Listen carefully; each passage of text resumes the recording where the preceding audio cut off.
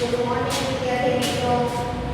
હવે આપણે જોવાનું છે કે વિદ્યાર્થી મિત્રો એની અંદરથી આપણે જોઈશું ચેપ્ટર 2 છે. હવે ચેપ્ટર 2 ની અંદર આપણે શું લેવાનું છે? ચેપ્ટર 2 ની અંદર આપણે સ્વાધ્યાય પોથી પૂરવાની છે.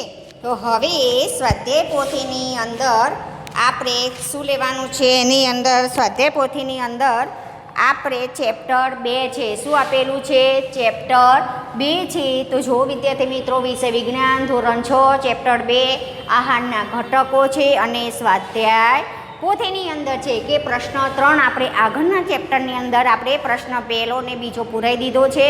હવે આપણે પ્રશ્ન 3 જોવાનો છે. કયો જોવાનો છે? પ્રશ્ન 3 છે. હવે પ્રશ્ન 3 ની અંદર પોષક દ્રવ્યો એટલે શું? આપણા આહારના મુખ્ય પોષક દ્રવ્યો કયા કયા છે? તો આપણા શરીર માટે કયા છે? કે આપણા શરીર માટે જરૂરી આવશ્યકતા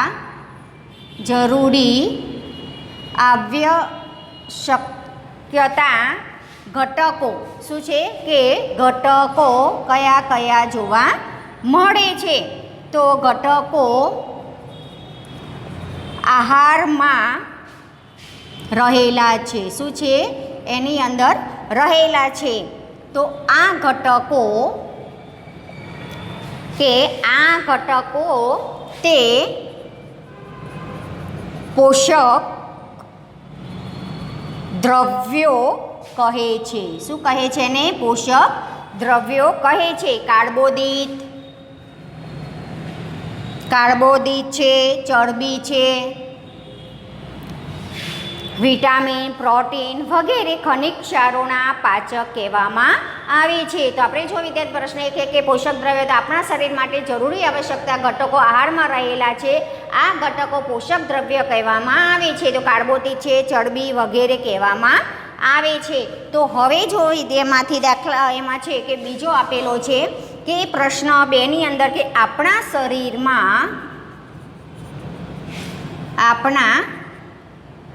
શરીરને જરૂરી એવા પ્રોટીન કયા કયા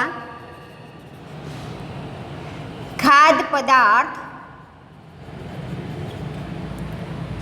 માંથી મળે છે? શું છે? એમાં મળે છે.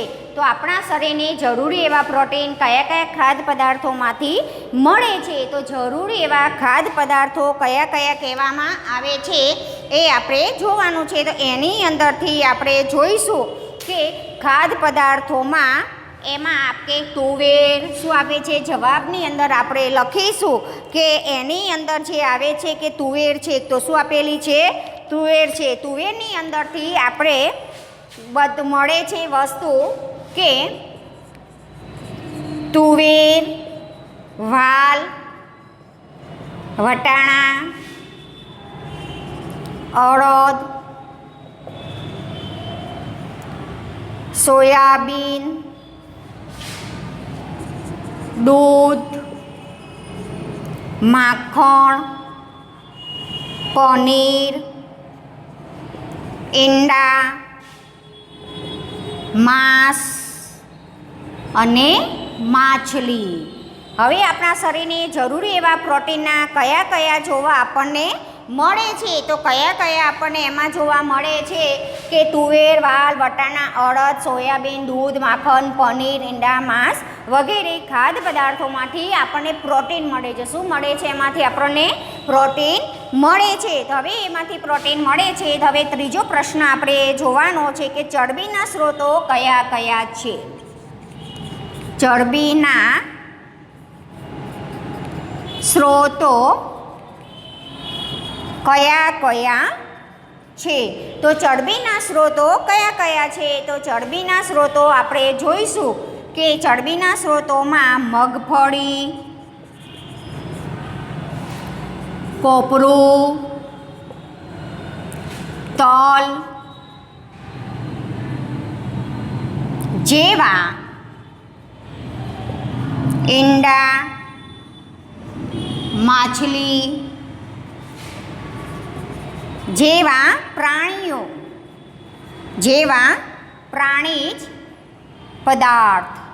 કેવા છે? પ્રાણી પદાર્થ. કે ચરબીના સ્ત્રોતો કયા કયા છે? તો ચરબીના સ્ત્રોતો આપણને મગફળીમાંથી, કોપરું છે, તલ જેવા વનસ્પતિ તૈલી પદાર્થો છે, દૂધ છે, દૂધની બનાવટ છે, માંસ છે, ઘી છે, ઈંડા છે, માખણ છે વગેરે જેવામાંથી આપણને કેવું મળે છે? ચરબીના સ્ત્રોતો મળે છે, કે ચરબી એને કહેવામાં આવે છે. ચોથો પ્રશ્ન આપેલો છે એમાં સ્ટાર્ચ પોષક દ્રવ્ય પૂરતી માત્રામાં ઉપલબ્ધ હોય તેવા ખાદ્ય પદાર્થો. શું આપેલું છે? તેવા ખાદ્ય પદાર્થોના નામ લખો. એના શું લખવાના છે? આપણે નામ લખવાના છે. શું લખવાનું છે? નામ લખવાના છે. તો એમાં કઈ કયા આવે છે એમાં જોઈશું આપણે. બાજરી, મકાઈ જેવા ધાન્યોમાંથી, કે બાજરી, મકાઈ જેવા ધાન્યોમાંથી, એમ કે આપણે ખાદ્ય પદાર્થોમાં એટલે સ્ટાર્ચ જોવા મળે છે. શું જોવા મળે છે આપણને? સ્ટાર્ચ એમાંથી કે આપણને જોવા મળે છે. તો હવે પ્રશ્ન નંબર કયો આપેલો છે? જો એમાં પ્રશ્ન નંબર 5 આવશે. શું આવશે? કે પ્રશ્ન નંબર શું આવે છે? એમાં 5 આવશે. હવે 5ની અંદર આપણને કે વિટામિનને કયા કયા નામથી ઓળખવામાં આવે છે? તો વિટામિનને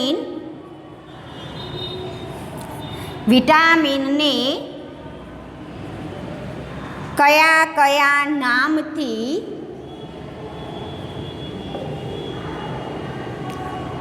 ઓળખવામાં આવે છે?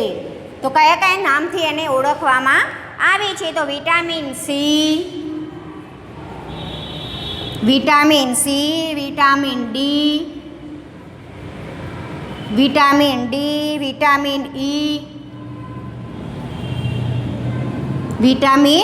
ઈ વગેરે એનાથી આપણે ઓળખવામાં આવે છે, કે વગેરે ઓળખવામાં આવે છે.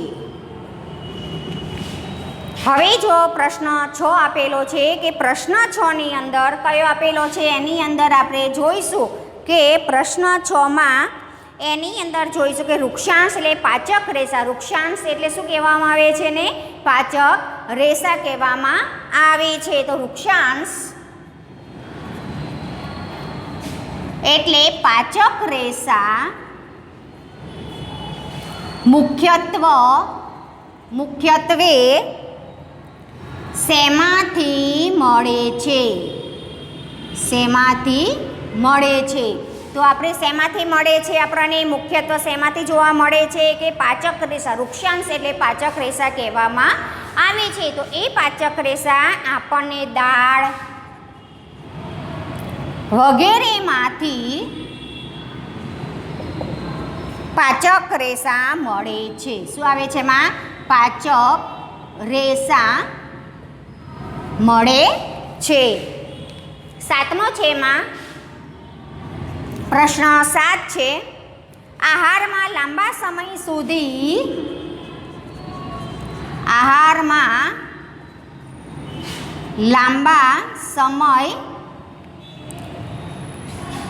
લાંબા સમય સુધી પ્રોટીન અને કાર્બોદિત પદાર્થો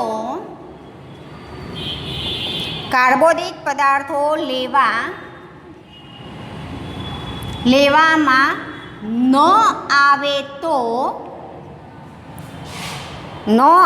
તો શું થાય? તો શું થાય છે આપણને? કે આહારમાં કાર્બોદિત પદાર્થ લેવામાં ન આવે તો શું થાય છે? તો આહારમાં કાર્બોદિત પદાર્થ લેવામાં ન આવે તો અશક્તિ, નબળાઈ જણાય છે. શું જણાય છે? અશક્તિ અને નબળાઈ આવે છે. શું આવે છે? અશક્તિ અને નબળાઈ આવે છે. તો હવે પ્રશ્ન આપણે 8ની અંદર જોવાનો છે કે પ્રશ્ન 8ની અંદર જોઈશું તે ત્રુટિજન્ય રોગો એટલે શું, તે કેવી રીતે અટકાવી શકાય. ત્રુટિજન્ય રોગો એટલે શું, તે કેવી રીતે અટકાવી શકાય. તો ત્રુટિજન્ય રોગો છે આપણે કેવી રીતે એમાં અટકાવી શકીએ છીએ. તો કઈ રીતે એમાં અટકાવવામાં આવે છે, તો જો એમની અંદર આવે છે કે એકથી વધુ પોષક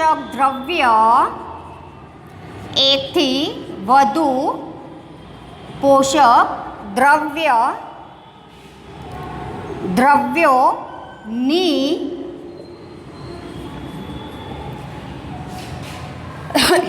ઉણપ આપણા શરીરમાં રોગો કે વિકૃતિઓ ઉત્પન્ન કરી શકે છે. શું કરે છે, ઉત્પન્ન કરી શકે છે. આ રોગો કે જે પોષક દ્રવ્યો લાંબા સમય સુધી ન ભાવને કારણે થાય છે. ત્રુટિજન્ય રોગો કહે છે. એટલે ત્રુટિજન્ય રોગો અટકાવવા માટે શું લેવું જોઈએ, સમતોલ આહાર. શું લેવો જોઈએ, સમતોલ આહાર લેવો જોઈએ. શું લેવો જોઈએ, સમતોલ આહાર લેવો જોઈએ. તો હવે જો વિદ્યાર્થી મિત્રો આપણે પ્રશ્ન 3 છે. પ્રશ્ન 3ની અંદર ટૂંકા પ્રશ્નો છે. ટૂંકા પ્રશ્નોની અંદર આપણે કેટલા પ્રશ્નો છે, 8 પ્રશ્નો છે. તો હવે 8 પ્રશ્નો આપણે લખાયા છે. હવે પ્રશ્ન નંબર કયો લેવાનો છે, 4 લેવાનો છે. કયો લેવાનો છે, 4 લેવાનો છે. તો આપણે એની અંદર પ્રશ્ન 4ની અંદર જોઈશું કે પ્રશ્ન 4 કેવી રીતે આપણને થાય છે. એટલે પ્રશ્ન 4ની અંદર જુઓ કે પ્રશ્ન 4માં મુદ્દા અરે કારણો આપવાના છે. શું આપવાનું છે, કારણો આપવાના છે. શું આપવાનું છે, એમાં કારણો. તો કારણો આપીને આપણે જોવાનું છે કે પ્રશ્ન 4માં કારણો આપો. શું આપો, પ્રશ્ન 4ની અંદર કારણો આપો.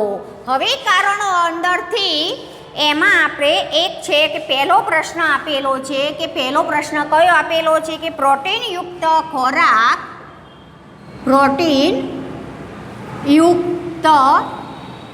ખોરાક ને શરીરવર્ધક પણ કહે છે. તો કયો કહેવામાં આવે છે, પ્રોટીનની આવશ્યકતા શરીરની વૃદ્ધિ માટે કે પ્રોટીનની આવશ્યકતાના શરીરની વૃદ્ધિ તથા સમારકામ માટે થાય છે. હવે પ્રશ્ન 2 આપેલો છે. પ્રશ્ન 2ની અંદર એની અંદર આપણે જોઈશું કે ચરબી અને કાર્બોહાઈડ્રેટ યુક્ત ખોરાકને ઉર્જા આપવાવાળો ખોરાક કહે છે. તો ચરબી અને કાર્બોહાઈડ્રેટ યુક્ત ખોરાકને ઉર્જા આપવાવાળો ખોરાક કહે છે. ઉર્જા આપવાવાળો ખોરાક કહે છે. તો હવે કયો છે, છેલ્લામાં પ્રશ્નમાં આપેલો કે ચરબી અને કાર્બોહાઈડ્રેટ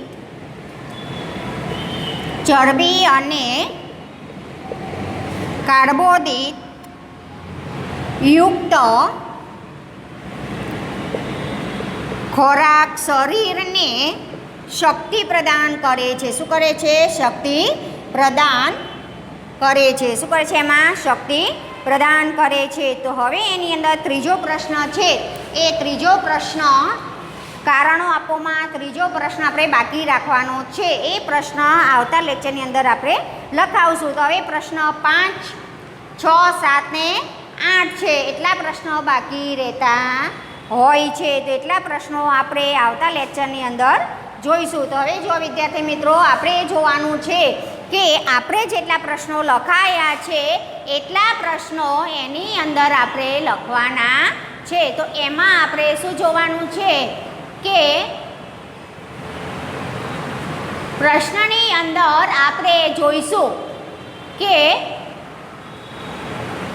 મહેમાનની અંદર આપણે લેવાનું છે કે પ્રશ્નમાં જે આપણને છે દેખાય છે એની અંદરથી કે એ પ્રશ્ન 3 નીચેના ટૂંકમાં જવાબ આપો એ લખાયા છે, અને પ્રશ્ન 4ના કારણો આપો. કારણોમાં આપણે 2 પ્રશ્નો આપણે લખાયા છે. એટલા પ્રશ્નો દરેક વિદ્યાર્થીને સ્વાધ્યાય પોથીની અંદર લખવાના છે. તો બીજા પ્રશ્ન જે બાકી રહે છે એ પ્રશ્નો આપણે આવતા લેક્ચરની અંદર આવતામાં આપણે વિડીયોમાં સમજાવશું. પ્રશ્ન 5, 6 ને 7 એટલા પ્રશ્નો બાકી રહે છે. ચલો વિદ્યાર્થી મિત્રો.